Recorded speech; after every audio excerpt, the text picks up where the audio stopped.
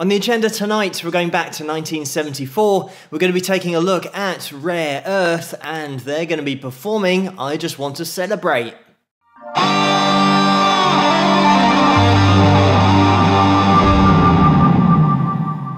Hello, Phil here from Wings of Pegasus, and welcome to another analysis video. If you enjoyed this video, please give it a thumbs up and subscribe. So let's get the guys up on screen and see how they get on.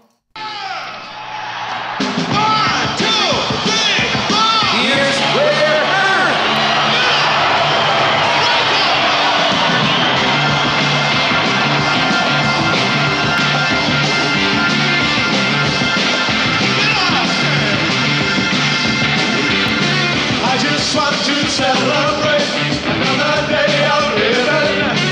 I just want to celebrate another day of life. When I play with the people, but the people let me down.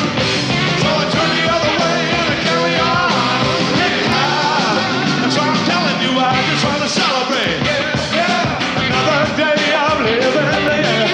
I just want to celebrate another day of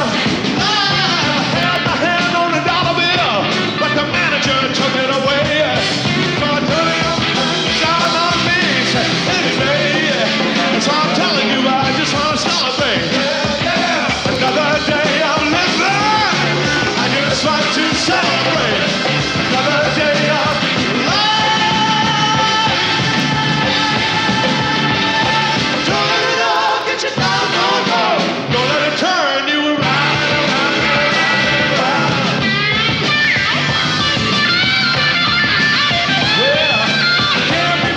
Sorrow, and I can't be bothered with pain, no. Using up my time for feeling fine every day, yeah. So I'm telling you, I want to celebrate. All right. I just want to celebrate another day, yeah. I just want to celebrate another day of living. I just want to celebrate another day of life.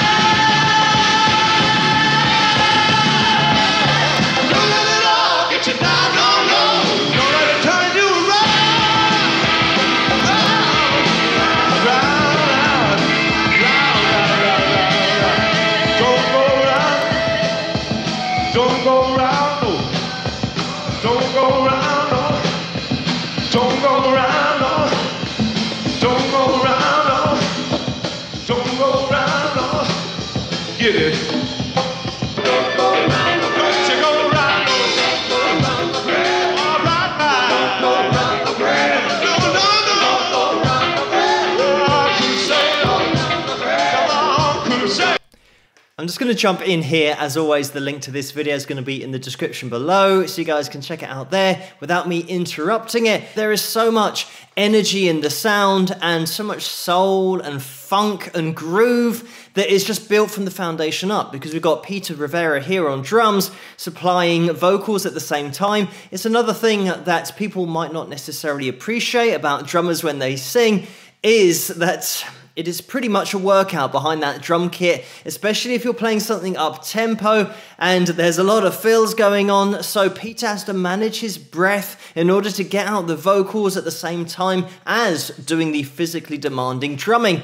And sometimes when you do watch a guitarist sing, they're just standing there, so they don't have to manage that breath or even worry too much about their breath support and having enough for that, for their vocals, because they're not running around as much. You do sometimes see some guitarists running around the stage and then coming back to the vocals, but it's all about breath management. And when you're belting it out like Peter is here, it is so impressive. He's got such soul in his voice as well. Most people will know Rare Earth as being the first all-white band to sign to Motown Records. They weren't, in fact, but they were the first band to be well known on Motown. And this is the thing, that back in 1969, so 5 years before this performance, Motown were starting a new label that were going to be especially dealing with white bands who had this kind of sound, had that groove, and had that soul in there, and Rare Earth were signed.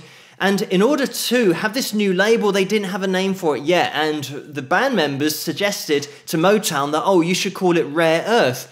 and they didn't realize for a second that Motown would actually call the new label Rare Earth. But we are going to jump into the guitar in this live performance and also relate it to the original record, because it is all about the feel here, and when you are trying to play this on the guitar, it is all about muting strings and keeping that groove going. Even though you're not actually playing anything, you want to have that riff stuck in there as well. This is the other thing, that this song just has such a cool riff, and it is so groovy, as they used to say, but so funky as well. There is so much that you can grab onto in this performance, because it just starts out with Peter on the drums laying down that groove, just these offbeat accents that we have that gives it that energy. So jumping straight into the guitar work here, when I mention about the offbeat accents, as you probably already know, the beats 1, 2, 3, 4, 1, 2, 3, 4, very much the on beats just sound like you're getting stuck in the mud. There's no real bounce in there or energy. As soon as you start throwing in 1, 2, 3, 4, 1, 2, 3, 4, 1, and you throw in some upstrokes, some offbeat accents, it starts to get a little bit lively and you get some energy in there. So it's exactly what we've got going on in this song with the riff. Like I said, Peter lays down the foundation to begin with on the drums, but once you've got that bounce in there, the rhythm is being applied to the riff, and this is where it's important to try and keep the strings as muted as possible. We are in D minor here, so when we start the riff, we've got that kind of feel and groove going on, and as you could hear, the amount of muted string action we've got going on, all of that in amongst the riff that I'm playing and the riff that's being played here. Let me just slow that down. So we've got...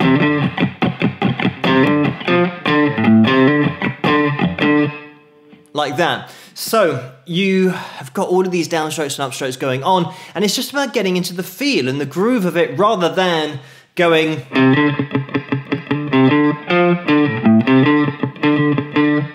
and just being really strict with which strings you're hitting. You want to be a little bit loose in that right hand. You do have a little... you can see how my right hand's going the whole time. There's a little upstroke when we go to the F, which is the 3rd fret of your D string here. Like that, little upstroke. And then this little jump over from the D to the A. And then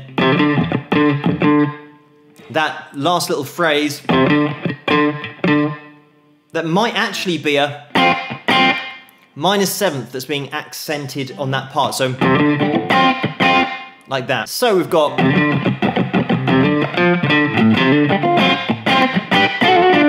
like that. And let me just take you through that second part as well. When I've done my minor 7th, I'm now barring the 12th fret with that 3rd finger, and we're in D minor here, pentatonic shape 1, and barring the 1st finger only as far as the G string here, G, B, and E. And then I'm doing a little trill with this 2nd finger, just hammering on and pulling off, like that, and bring over that 3rd finger to get that kind of sound. So.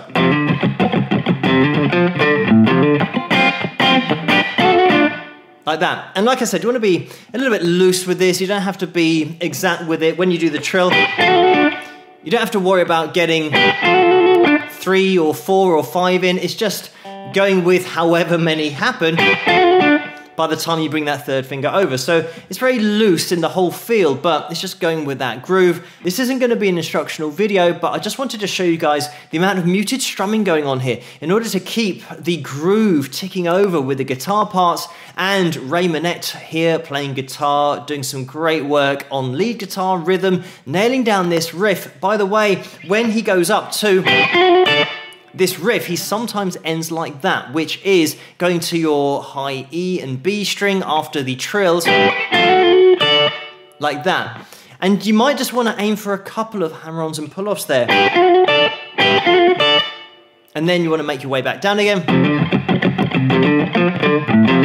But it's all about just digging into that groove and that feel of the composition and throwing caution to the wind. Obviously, you want to make sure that you're muting the strings with your left hand as much as possible when you're playing the riff. For example, this low E string, because we're in D, we don't want to hear the E. So if you're going, it's going to sound bad. So you just want to bring your first finger over in order to mute that low E string while you're playing the A string. You can bring over your thumb as well if you want to, but we're going to get back into the performance and we'll watch it all the way to the end.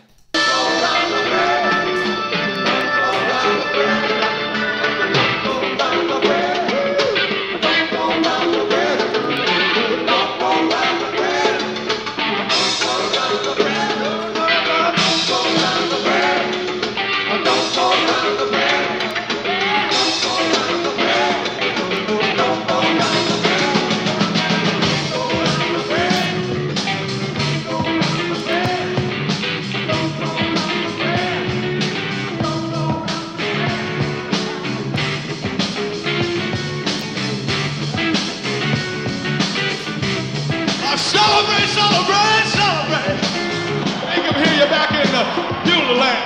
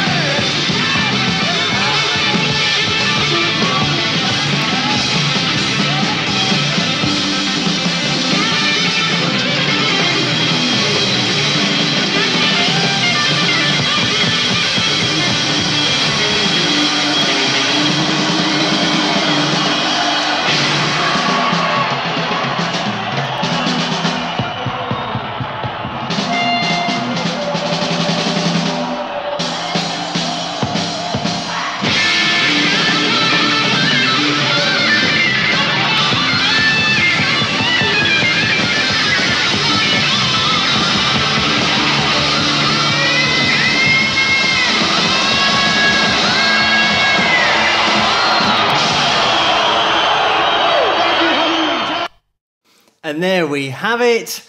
We also have the entertainment side of things that I haven't mentioned yet with Peter, the way that they switch drummers, and Peter comes out and he starts hitting the cymbals, but also putting on that show. And this is exactly what people want to see live. And you'll always get an extended version of a track.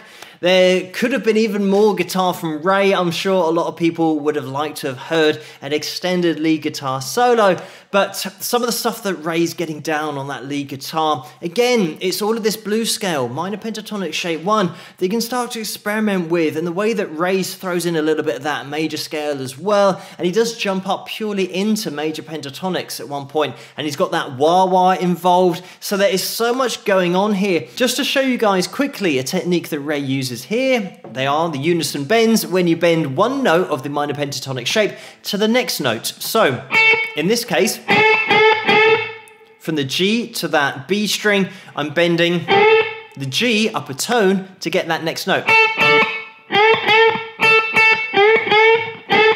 And then play those two strings together. Also, you can do it on the B string to the high E string. So that. So you're trying to match those notes up and then hit the two strings at the same time. And and you get that kind of sound. The way that Ray uses it is really subtle. He'll maybe start with a unison bend, break off into the rest of the shape, also repeating phrases, that kind of thing. And he will also break off into that kind of thing. So he's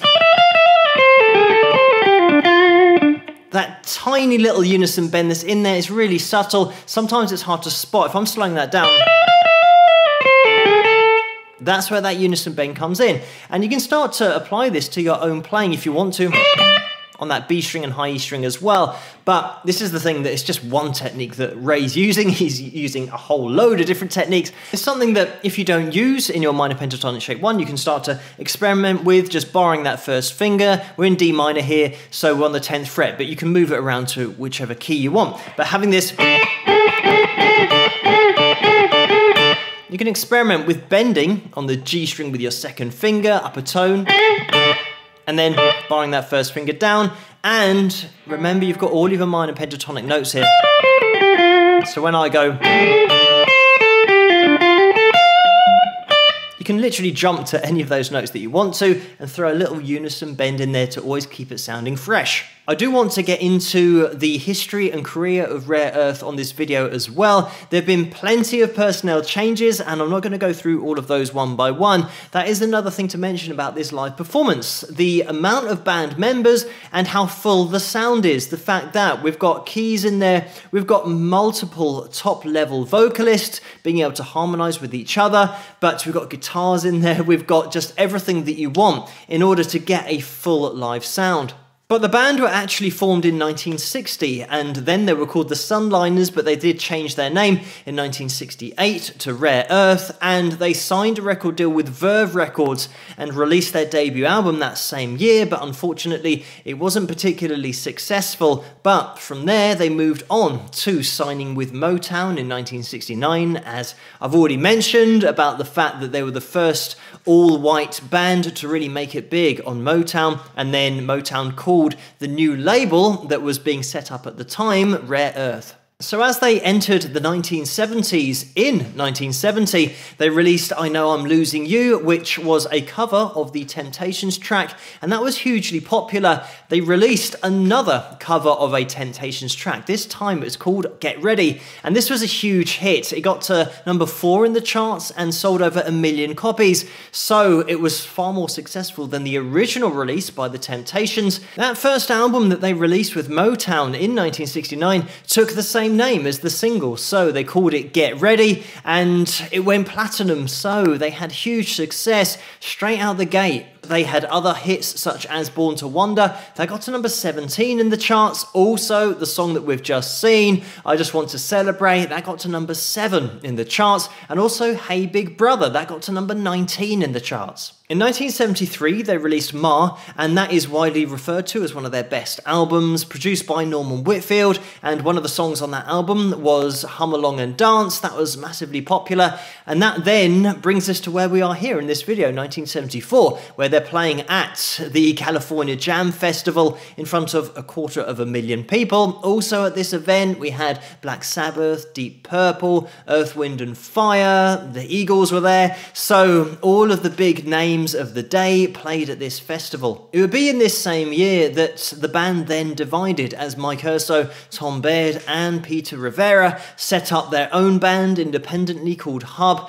and they recorded 2 albums, but sadly Tom died in 1975 in a boating accident. The other band members continued and rehired to fill the vacant positions, and in 1975 they released Back to Earth. In 1976 they released Midnight Lady, and then in 1977 the album Rare Earth was one that the vice president of Motown, called Barney Ailes, wanted to get the lineup from 1972 to 1974 back together and in the studio for that album, but unfortunately they couldn't agree terms, and he was at the time setting up a new record label called Prodigal Records, and he was a huge fan of them when he was back at Motown previously, so that's how that all happened. But the album was still released in 1977, but not with the lineup that Barney wanted. It would be just just later that year in 1977 that the band did get back together with that lineup, and this led to the release in 1978 of Band Together and Grand Slam, and Grand Slam featured the track Warm Ride, which got to number 39 in the charts, and that was written by the Bee Gees. So in the 80s, they continued to tour, playing clubs. Unfortunately, they didn't have a record label at that time, but in 1993, they did release Different World, and in 2005, they were voted into the Michigan Rock and Roll Legends Hall of Fame.